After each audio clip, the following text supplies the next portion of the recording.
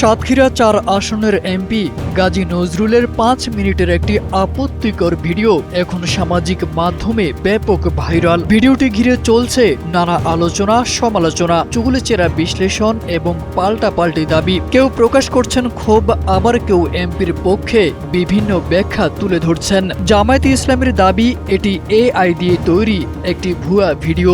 তবে একটি পক্ষ দাবি করছে ভিডিওতে এমপির সঙ্গে থাকা নারী তার বৈধ বিবাহিত স্ত্রী এবং পরিবারের উপস্থিতিতেই তাদের বিয়ে সম্পূর্ণ হয়েছে। একই সঙ্গে দাবি করা হচ্ছে এটি মূলত একটি সিসিটিভি ট্র্যাপ এবং এই ঘটনার সঙ্গে এমপির ড্রাইভার জড়িত থাকতে পারেন। তবে এ দাবি নিয়েও উঠেছে প্রশ্ন।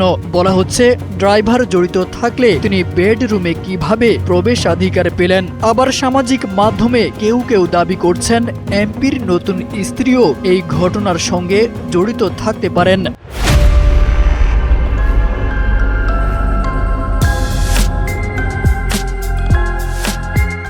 অন্যদিকে অনেকে বলছেন যদি এটি সত্যি স্বামী স্ত্রীর ব্যক্তিগত মুহূর্ত হয়ে থাকে তাহলে সেই ভিডিও যারা বাহিরে এনেছে তাদের কঠোর শাস্তির আওতায় আনা উচিত। তবে ভিডিওটি বিশ্লেষণ করে দেখা যায় এটি একটি সিসিটিভি ফুটেজ, যেখানে টাইম স্ট্যাম্পে 2023 সালের 1 জুলাইয়ের তারিখ উল্লেখ রয়েছে।